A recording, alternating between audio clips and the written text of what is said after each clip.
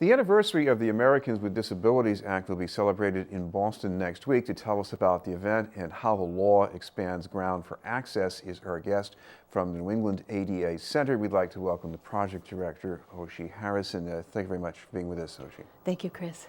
These are 25 years, and if someone had just come back here after being far away all this time, what would you tell them about how this law has changed life? Chris, everything has changed as the result of the ADA.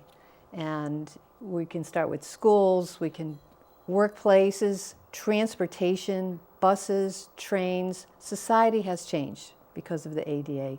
No matter where you go, you can find curb cuts. Now, nothing is perfect, but if you're young, 20-something, and you're in the gym and you're doing your exercises, you have the ADA and people who are deaf to thank for the captioning that you can read while you're watching your stocks and huffing and puffing on your gym machine. So many things have changed.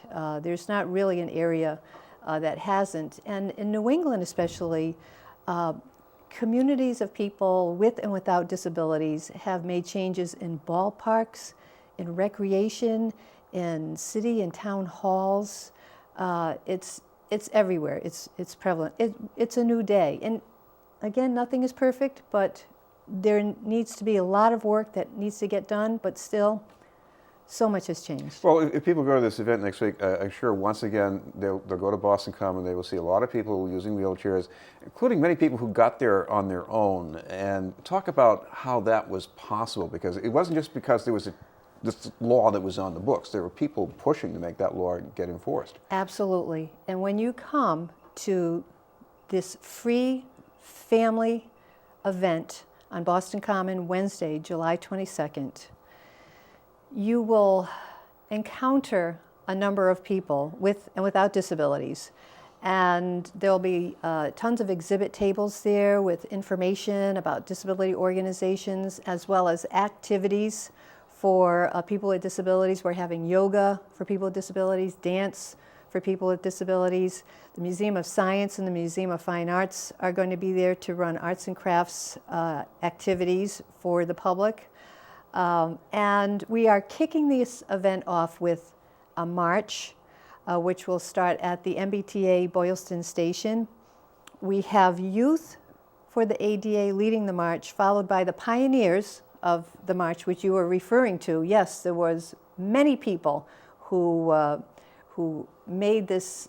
It was a fight. It was a struggle. And there were a lot of setbacks. But the combination of grassroots folks and the legislature made this thing happen. And we'll have a New Orleans-style marching band, kicking up some noise, and we'll march to the stage where Attorney General Maura Healey will kick off the event. And we're going to have musicians with disabilities and poets with disabilities. A lot of people want to really pause at this moment in time and say, wow, we've come pretty far. And yet, we have a long way to go. So we're passing the torch to the next generation. Well, I'm sure this event you'll be able to pick up on the ability to surmount physical barriers, but there are other kinds of disabilities out there, and I guess maybe some people do even readily classify themselves as having a disability. Did you know that the Americans with Disabilities Act actually protects people with cancer, diabetes, and mental illness? You know, when the fight for disability rights happened, it was largely a fight for and by people using wheelchairs and people who are blind and people who are deaf. 25 years later, if you look at the nature and prevalence of people with disabilities, let's just take youth from age 3 to 21. Predominantly, disabilities are brain-based, ADHD, learning disabilities, emotional disabilities. And if you look at adults, the prevalence of disabilities, number 1, arthritis, number 2, heart disease, and back problems. So it's a different profile now. If you look at the epidemic of people with diabetes, and most of these, let's say almost all of them, are invisible. Very few people have mobility issues currently. Now, of course, there's also a tricky border here between a person's right to go to work and get paid and the boss's right to make sure the job gets done. How do you navigate that? Well, there is a clause in the law called reasonable accommodation, and this is out of the employment piece of the ADA. And a person with a disability, let's say they get a job, and that person may have diabetes. Well, the person has a right to let the employer know at any point that they have diabetes or not. And let's say the employer has a policy, there's no eating or drinking at your desk, but you need to eat or drink several times a day, every 2 hours.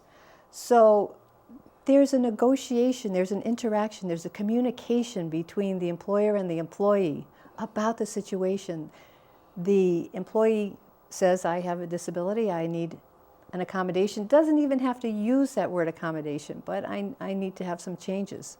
Of course, one other thing we should mention, and the event is certainly relevant in this way, that there are a lot of people with disabilities, they need resources to help them Yes. really exercise their rights. So I guess there will be some help, some ways that people can get in touch that they can go to. Well, if you need to know your rights and how to implement them, the New England ADA Center is here for you. You can call us at our 800-949-4232 number, or you can email us, so you can visit our website at newenglandada.org and get your question answered by a live human being once again. And one more time, Oshie, the time this event gets started next week on the 22nd? It starts at 11 a.m. and ends at 3. All right, thank you very much for being with us. Thank you very much, Chris. Oshie Harrison will have more news in just a moment.